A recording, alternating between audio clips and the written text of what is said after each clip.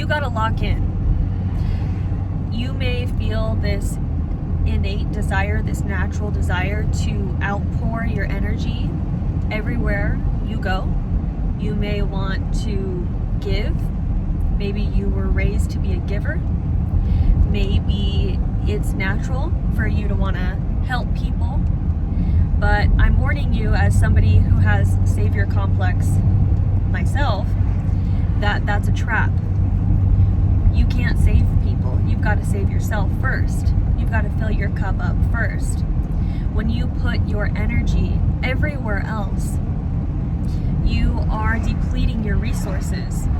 You're existing from this space of low battery constantly without recharging. And then potentially that leads to feeling pent-up emotions that are low vibrational, like resentment, exhaustion, anxiety, depression.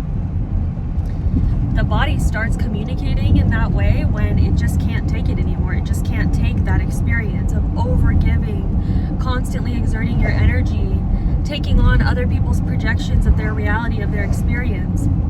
As somebody who's lived this way my whole life, because I was literally raised to be a caretaker, to be a giver, to be a people pleaser, to be good, I had to learn the hard way that my life was not in any type of flow or any type of alignment when I was constantly outputting. So I'm at this space now where I literally have to like lock in and pour all of my energy back into myself and do the uncomfortable things like saying no or rescheduling things or not jumping when every single, text message or phone call comes in or email.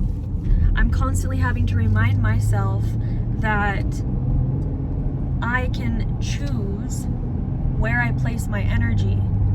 And the best experience is when I put all of my energy into myself first and then bring my attention to those other areas. When you get stuck in the savior complex routine, people expect you to remain there. People will drain you of your resources, whether it's your time, your money, your energy, and you do have to lock in. You need to remove yourself from the situation and the situations you were previously in and just lock in, focus on yourself, because you cannot, first of all, save anyone if you can't save yourself first. And second of all, you won't accomplish anything if you're constantly giving everything of you away for free to everyone else. That's why typically when you are in the savior complex, other people's lives get better and yours gets worse. And you will keep on getting depleted time and time and time again. And when you finally remove yourself and cut everybody else out, people will start questioning, what are you doing? What's wrong with you? Why are you acting weird or acting differently? And it's not you acting differently. You're just choosing yourself first for probably the first time ever, because you're tired of the way your life looks and you want to change that, and you finally want to save yourself and make your life what you deserve. And the only way to do that is to totally lock in, commit, and choose to spend your energy, time, resources on yourself.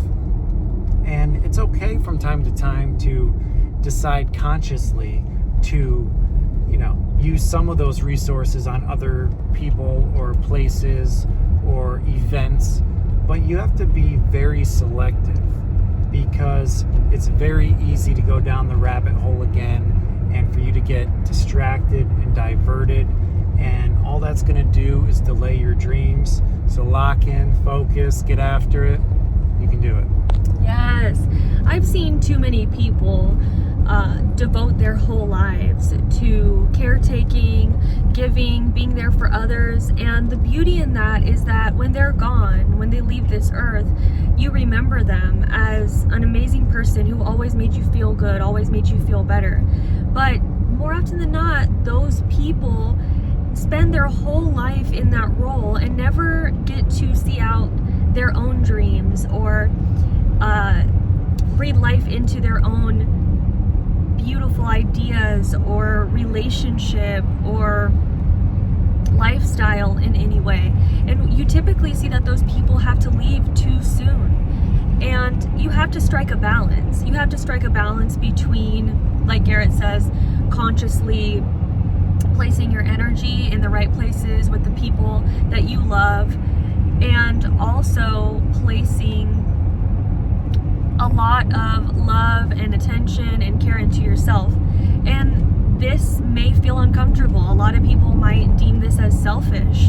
In my culture, that's a very selfish way of thinking, is what we're taught, because I'm Mexican. Yet I find that this is one of the cycles. This is one of the cycles in my culture that needs healing, that needs attention brought to it, because life can be so much more fulfilling when you strike a balance between showing up for others and showing up for yourself.